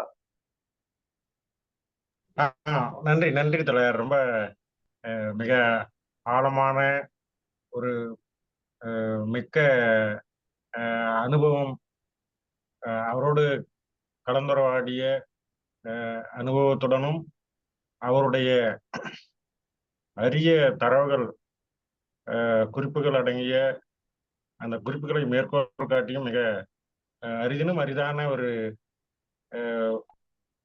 அந்த தகவல் களஞ்சியங்களை கையில் கொண்டு மிக அற்புதமா ஒரு செறிவா ஒரு உரையை நிகழ்த்தியிருக்கின்றீர்கள். ரொம்ப நன்றி. இது உண்மையிலேயே இது ஒரு நூலாக்கப்பட வேண்டிய, ஒரு ஆவணப்படுத்தப்பட வேண்டிய ஒரு பணிதான். அதனுடைய ஒரு முன்னோட்டமாகத்தான் இந்த உரை அமைந்திருக்கின்றது என்று நான் எண்ணி மகிழ்கின்றேன். ரொம்ப சிறப்பாக இருந்தது. ரொம்ப நன்றி. இதுதான் இந்த மாதிரியான ஒரு ஆவணமாக்கும் முயற்சி என்னுடைய ஒரு பகுதியாகத்தான் நாம் இந்த நிகழ்வையே தொடங்கினோம். அது உங்களுடைய 2ஆம் நாள் நிகழ்வும் அது உறுதிப்பட்டிருக்கின்றது என்பதை எண்ணும்போது மனநிறைவை தருகின்றது. ரொம்ப சிறப்பா இருந்தது. தோழர்கள் கருத்துரைக்கு வருமாறு அன்போடு அழைக்கின்றோம்.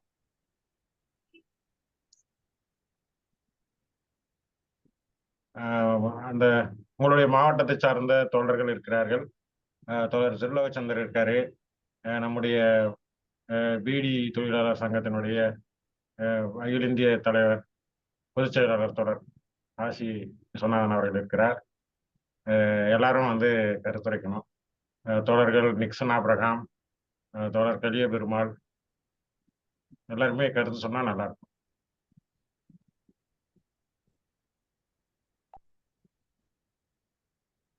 நீங்களே அன்மியூட் பண்ணிட்டு பேசலாம் தோழர்.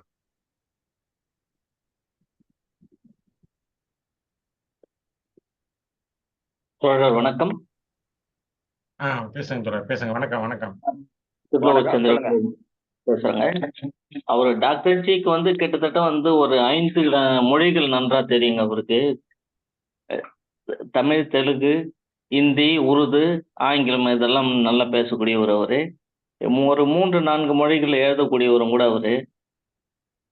ஆனா அவர் காலத்துல பார்த்தோம்னாக்கா ஒத்துழைப்புகள் மிக குறைவு தான் அப்போ. இருந்த போதிலும் அவர் ஒரு முன்சொல் தொழிலாளிகளுக்காக நிறைய போராடி இருக்கிறாரு. பீடி தொழிலாளர்களுக்கு மட்டும் அல்லாமல் முன்சிபல் தொழிலாளர்களுக்கு, மில் தொழிலாளர்களுக்கு எல்லாம் பண்ணியிருக்காருங்க.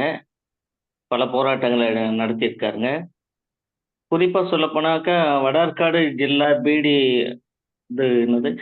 நூற்பாலை தொழிலாளர்களுக்கு சிக்கன நாணய கடனை ஆரம்பிச்சிருக்காரு தமிழ்நாட்டில். இவர் தான் ஃபர்ஸ்ட்.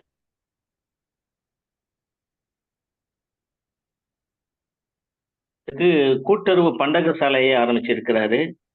குடியாத்த மையப்பகுதியில குடியாத்த நகர கூட்டுறவு வீட்டு வசதி சங்க சிக்கன நாணய கடன் சங்கம்னு ஒன்று ஆரம்பிச்சிருக்காரு. இதெல்லாம் 1960லயே ஆரம்பிச்சிருக்காரு. இது அனைத்துமே சொந்த கட்டிடங்கள்ல இயங்கி இருக்குது இன்னைக்கு வரலும் கூட. அது மாதிரி நிறைய அவரை பத்தி சொல்லலாம். நிறைய போராட்டங்கள் அவருக்கு. குறிப்பா சொல்ல போனா அவர் மாணவர் பருவத்தில் இருக்கும் போதே சுதந்திர போராட்டங்கள்லயும் கலந்துருக்காரு. மாணவரா இருக்கும் போதே கலந்துருக்காரு. அவர் இருந்த வீட்டுக்கு 3 பக்கம் மாடி படிக்கட்டு இருக்குங்க. போலீஸே அவர் தேடி வந்தாலும் ஒரு பக்கம் ஏறினாருன்னா இன்னொரு பக்கத்தை ஏறி வெளியே வந்துருவாருங்க. போலீஸால பிடிக்க முடியாது அவரை. அப்படியெல்லாம் சில வரலாறுகளை அவரே சொன்னது உண்டுங்க. நிறைய விஷயங்கள் அவருக்கு இருக்குது. இருந்தாலும் இது சிறப்பா இருந்தது. அவருடைய பிறந்த நாள் ஏப்ரல் 1 வருது. இன்னும் சிறப்பா இருக்குன்னு கேட்டுக்கொள்கிறேன். நன்றி, வணக்கம்.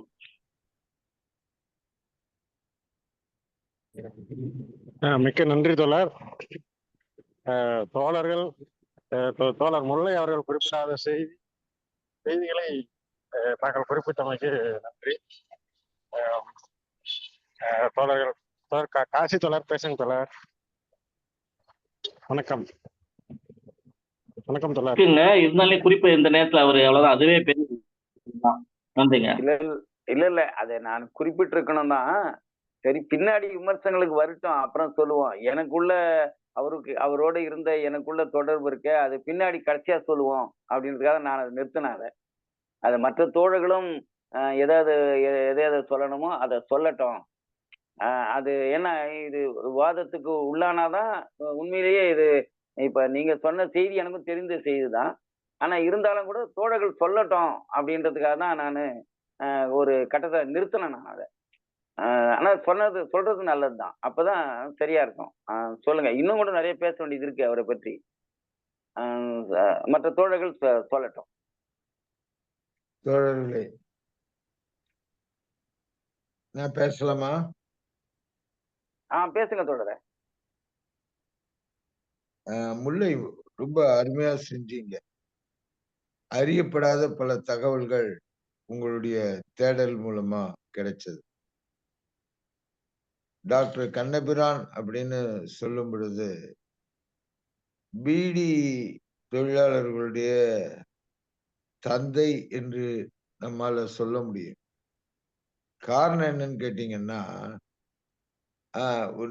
பல்வேறு குறிப்புகள் 1943 அவரு நேரடியாக அரசியல்ல மட்டுமல்ல, பீடி தொழிலாளர்களை அணி திரட்டுவதில் ஈடுபட்டார்.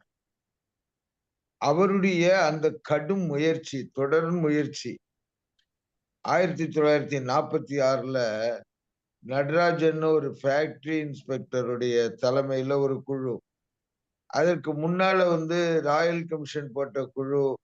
அந்த ராயல் கமிஷன் சொல்லும் பொழுது பீடி தொழிலாளருடைய வாழ்க்கையை டெத் பிட்ஸ்ன்னு சொல்லுது. அந்த டெத் பிட்ஸ்ல இருந்து மீட்க வேண்டும்ங்கிறது டாக்டருடைய கடும் முயற்சி. ஏன்னு கேட்டீங்கன்னா, டாக்டருக்குள்ள மிக பெரிய வாய்ப்பு என்னன்னு கேட்டீங்கன்னாக்க, அவரு குடியாத்தம் முனிசிபாலிட்டியினுடைய டாக்டராக பணியாற்றினார். Municipal doctor. அதெல்லாம் உதறிட்டு தான் அவர் பொது வாழ்க்கைக்குள்ள நுழைஞ்சாரு. இன்னும் சொல்ல போனா அயராத போராளி. ஒரு சின்ன உதாரணம் சொல்றதா இருந்தா, குடியாத்தம் தொகுதியில 52 நடைபெற்ற சட்டமன்ற தேர்தலின் பொழுது அந்த போராட்டத்தை நடத்தி மறுபடியும் இடைத்தேர்தல் கொண்டு வர்ற அளவுக்கு அவருடைய போராட்டங்கள் நடைபெற்றது. அயராத போராட்டம் அந்த போராட்டம். ஆனா பல இடங்களில் அவரும் ஏமாற்றப்பட்டிருக்கிறார். அது வேறு கதை. நான் டாக்டரை பார்த்து சொல்லக்கூடிய ஒரு அடிப்படையான விஷயம் என்னன்னு கேட்டீங்கன்னா, ஏகே கோபாலன் அவர் சந்திக்கிறாரு. 1957, 58 அவரை சந்திக்கும் பொழுது பீடி தொழிலாளர்களுக்கான ஒரு சட்டம் வேண்டும் என்று ஒரு முயற்சியில இறங்குறாரு. அப்படி ஒரு சட்டத்தை கொண்டு வருவதற்காக தனிநபர் மசோதாவாக பாராளுமன்றத்துல ஏகே கோபாலன், அன்றைக்கு ஒன்றுபட்ட கம்யூனிஸ்ட் கட்சி, அதன் மூலமாக அவர் தனிநபர் மசோதாவாக கொண்டு வர வைக்கிறார். அதனுடைய தொடர்ச்சி என்ன ஆகுதுன்னா, 1966 பீடி சுருட்டு புகையிலை தொழிலாளர்கள் வேலை நிலைமைகள் சட்டம்ங்கிற ஒரு சட்டம் வருகிறது. அந்த சட்டம் வரும் பொழுது 66 அந்த சட்டத்தை கொண்டு வந்த உடனேயே உச்ச நீதிமன்றம் வரை வழக்கு செல்லுகிறது. 74 தான் அதனுடைய தீர்ப்பு வருது. இந்த பின்னணியோடு அவர் எடுத்த ஒரு கடுமையான முயற்சி என்னன்னு கேட்டீங்கன்னா, 1970 அகில இந்திய பீடி சுருட்டு புகையிலை தொழிலாளர் சம்மேளனத்தை அவர் உருவாக்குறதுக்கான முயற்சி எடுக்கிறாரு. இந்தியா முழுவதிலும் இருக்கக்கூடிய பீடி அரங்கத்துல வேலை செய்யக்கூடிய தோழர்களை எல்லாம் திரட்டுறாரு.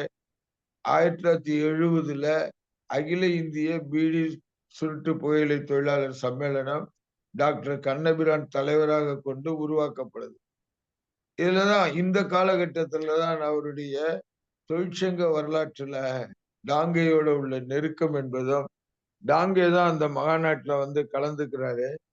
1970 அவர் மறையும் வரை எல்லா அகில இந்திய மாநாடுகள்லயும் அவர் கலந்திருக்காரு.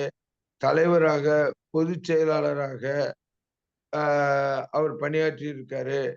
கௌரவ தலைவராக பணியாற்றி இருக்காரு. அவருடைய வாழ்நாள் முழுவதும் பின்பற்றி வந்ததுங்கிறது பீடி தொழிலாளர்கள். அதுக்கான சட்டம் மட்டுமல்ல, எனக்கு 76ல பீடி தொழிலாளர்களுக்குன்னு சொல்லி வெல்ஃபேர் ஆக்ட், நலவாழ்வு சட்டம் கொண்டு வந்ததுல பிரதான பொறுப்பு டாக்டருக்கு உண்டு. அதுக்கான செஸ் வேணுங்கும்போது தொழிலாளி கட்ட முடியாது. அந்த செஸ்ஸை இவர்கள் மேனேஜ்மெண்ட் கொடுக்கக்கூடிய கலால் வரியில அதை சென்ட்ரல் எக்ஸைஸ் டியூட்டியில பிடிச்சிக்கங்கன்னு சொன்னது. அதே மாதிரி பீடி தொழிலாளர்கள் அமைப்பு சாராத தொழிலாளர்கள், அமைப்பு சாரா தொழிலாளர்கள்ல அமைப்பு சார்ந்த சட்டங்களை பெற்றது என்பது டாக்டர் கண்ணபிரானுடைய கடும் போராட்டம். 74ல அந்த சட்டம் வரும் பொழுது சுப்ரீம் கோர்ட்ல 70ல தொடங்கிய பீடி தொழிலாளர் சம்மேளனம் நேரடியாக அந்த வழக்குல கலந்து கொண்டு பங்கேற்று ஜேஐடிசி சார்பில் வீட்டிலிருந்து வேலை செய்கின்ற தொழிலாளர்களுக்கும் சட்டம் பொருந்துங்கிற நிலைப்பாட்டை உருவாக்கியது டாக்டர். அதனுடைய தொடர்ச்சியாக வெல்ஃபேர் ஆக்ட் கொண்டு வந்தது. அதனுடைய தொடர்ச்சியாக ப்ராவிடன்ட் ஃபண்ட் பிடிக்கணுங்கிறதுக்கான ஒரு முயற்சியில ஈடுபட்டாரு. ப்ராவிடன்ட் ஃபண்ட் பிடிக்கணுங்கும் போது 1977ல அரசு ஏற்றுக்கொண்டது. ஆனால் பீடி முதலாளிகள் ஏற்றுக்கொள்ளவில்லை. அவங்க கோர்ட்டுக்கு போனாங்க, நாமும் கோர்ட்டுக்கு போனோம். 1985 செப்டம்பர் 25ஆம் தேதி தீர்ப்பு வருது. அந்த தீர்ப்பை கொண்டு வர வைத்ததிலும் டாக்டர் கண்ணபிரானுடைய பங்களிப்பு மிக பிரம்மாண்டமானது. டாக்டர் கண்ணபிரானை நினைக்கின்ற போது PSA சலாம் ஈரோடனுடைய பீடி தொழிலாளர்களை அணிதிரட்டியவர். அதே போன்று ராமசாமி திருச்சியில, அவரால் உருவாக்கப்பட்டவர்கள் நாங்கள் எல்லாம். அவருடைய ஒரு சிஷ்யனாக அவரோட நேரடியாக இருந்து அவரோட பாடம் பிடித்து அதன் மூலமாக இந்த அரங்கத்துக்குள்ள நான் வேலை செய்ய வந்தது என்பது 85களில். நான் இந்த அரங்கத்துக்குள்ள நான் வேலை செய்யறதுக்கான ஈர்ப்பு என்பது டாக்டர் கண்ணபிரான் கொடுத்த அந்த உந்துதல் தான். அந்த உந்துதல்ல அவர் பீடி தொழில் 1999 2000ங்கள்ல அது மீது தாக்குதல்கள் வரும் பொழுது தொடர் போராட்டங்களை நடத்தினாரு. இன்னும் சொல்ல போனா 2003க்கு பிறகு கடுமையான நெருக்கடி பீடி தொழில உருவாகும் போது தொழிலையும் பாதுகாப்போம், தொழிலாளர் உரிமைகளையும் பாதுகாப்போம் நடவடிக்கைகளை மேற்கொண்டார். அவருக்கு ஒரு கனவு இருந்தது, பீடி தொழிலாளர்களுக்கு நேஷனல் மினிமம் வேஜஸ் வேணும், தேசிய குறைந்தபட்ச கூலி கொடுக்கப்படணும் அப்படிங்கிறது. அதற்கான போராட்டங்களை நடத்தினதோட மட்டுமல்ல, பீடி தொழிலின் மீது வந்த தாக்குதல்களை எல்லாம் எதிர்த்த போராட்டங்களை அவர் தொடர்ந்து நடத்தினார். அந்த போராட்டங்களுடைய தொடர்ச்சி எல்லாம் வைத்து பார்க்கும் பொழுது பீடி தொழிலாளி இன்றைக்கு இது டையிங் இண்டஸ்ட்ரியா மாறி போச்சு. காரணம் ஒன்னே ஒண்ணுதான், பீடி தொழிலின் மீதான தாக்குதல் என்பது அதிகரிச்சுக்கிட்டே வந்தது. அதிகரிச்சுட்டே வரும் பொழுது பல லட்சக்கணக்கான, கிட்டத்தட்ட இந்தியா முழுவதும் 1 கோடி மக்கள் பணியாற்றிய அந்த துறை இன்றைக்கு அழிக்கப்படுது, தொழிலாளருடைய வாழ்வுரிமையும் பறிக்கப்படுது. ஆனால் டாக்டர் எடுத்த முயற்சி 89 90களில் வெல்ஃபேர் சட்டத்தை அமுலாக்கணும், குறிப்பாக பீடி தொழிலாளருடைய குழந்தைகள் கல்வி கற்க வேண்டும்ங்கிறதுக்காக அவர் முயற்சி எடுத்தது.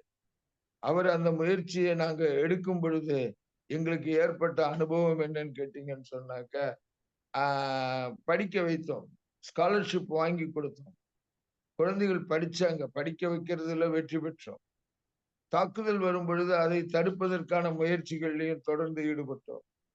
டாக்டர் கண்ணபிரானுடைய ஒவ்வொரு அணுவும், அவருடைய அந்த இல்லம் என்பதும் அவரோடு இருந்த தோழர் நடராஜன், அதே போன்று பல தோழர்கள் பெயர்களை சொல்லிக் கொண்டே செல்லலாம்.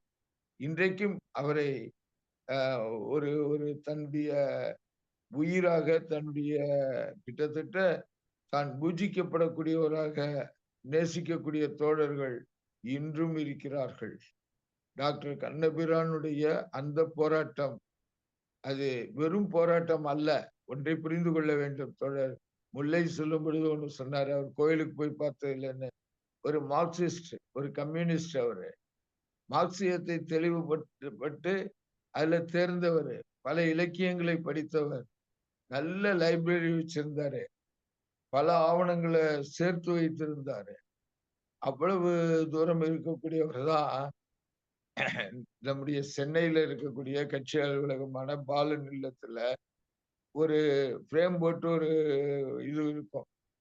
அதுல என்னன்னா, கடந்த 2000 வருடங்களில் உலகத்தில் உள்ள மிகச்சிறந்த அறிவாளி யாருன்னு கேட்டு அதற்கான வாக்கெடுப்பு நடந்து பிபிசி மூலமா அந்த வாக்கெடுப்பில் உலகத்திலேயே மிகச்சிறந்த அறிவாளி மார்க்ஸ் தான்ங்கிறத கண்டறிந்து அந்த செய்திய கொண்டு போய் கட்சிக்குள்ள முழுமையாக எடுத்து சொன்னவர்.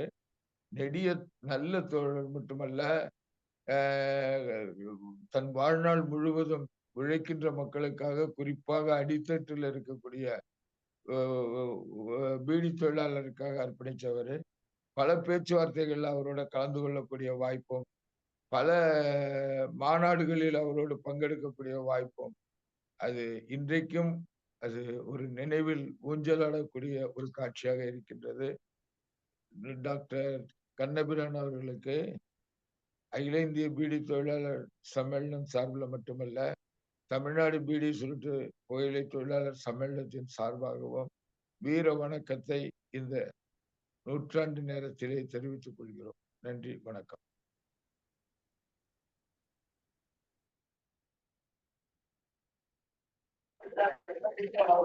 நன்றி. எழுச்சியும் மனோக்கமும் தோன்றும் கருத்துரை வழங்கிய நம்முடைய தலைவருக்கு நன்றி இருக்கின்றோம். மிக்க நன்றி. நம்ம இது ஒரு சிறப்பான ஒரு உரையாகவும்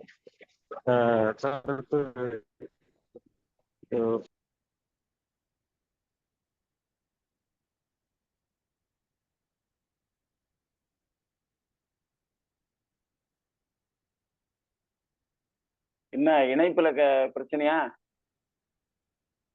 இளங்கோ இளங்கோ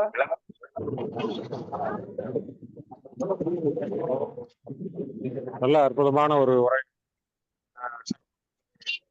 கலந்துரையாடலாம். நம்முடைய வேற யாருன்னா பேசுறாங்களா? தலைவர் அற்புதமாக கருத்துக்களை பகிர்ந்து கொண்டார். பங்கேற்ற அனைவருக்கும் நாம் நெஞ்சம் நிறைந்த நன்றிகளை உரித்தாக்கிக் கொள்கிறோம். நான் கொஞ்சம்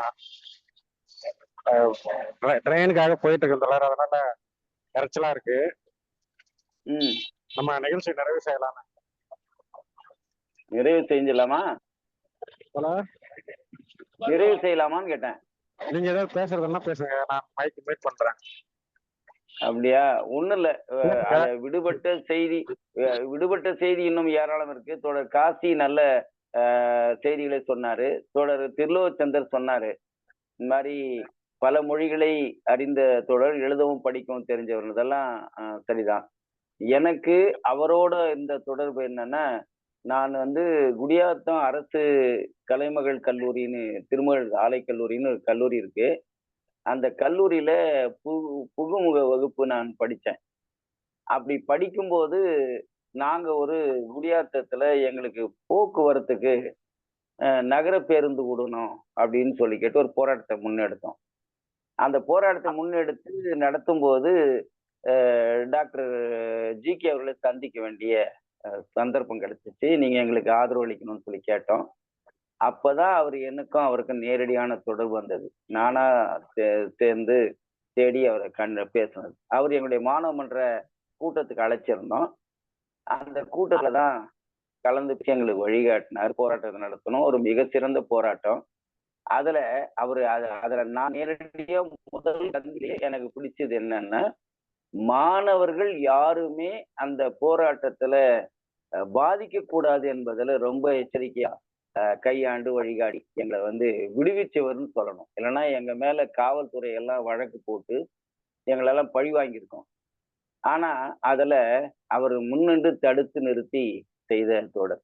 அன்றைக்கு ஏறக்குறைய 1977, 78 இந்த ஆண்டுகளில் தொடங்கிய என்னுடைய தொடர்பு என்பது அவர் இறக்கிற வரையில் நான் தொடர்ந்து அவரோட பணியாற்றி இருக்கிறேன்.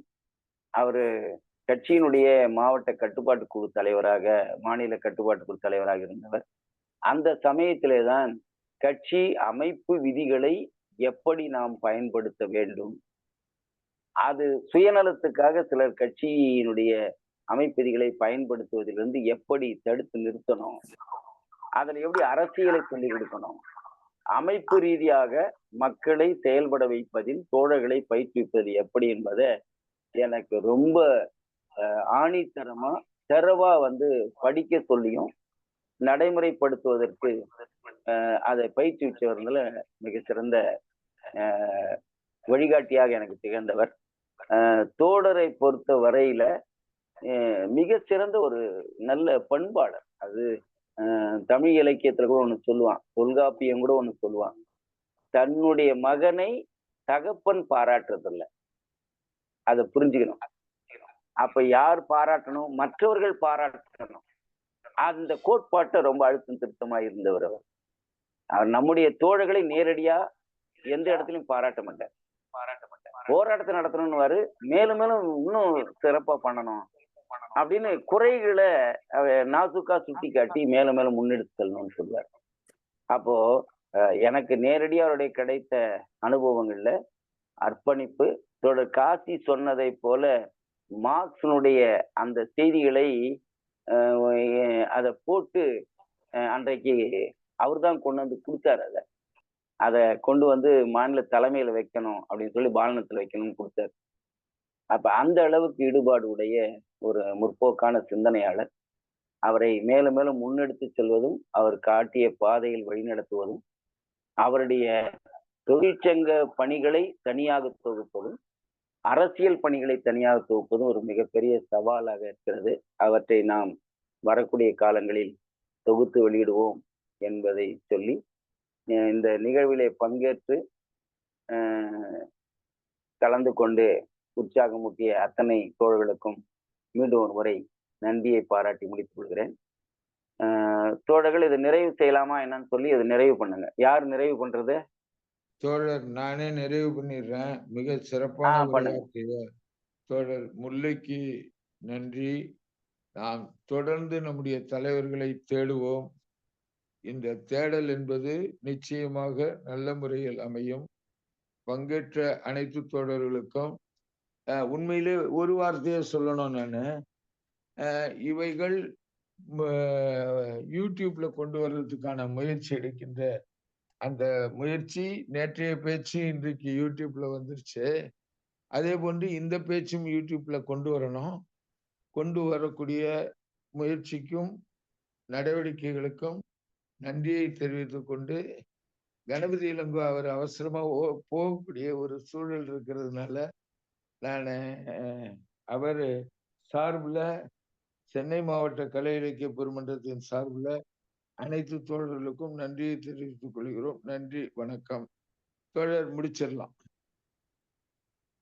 நன்றி.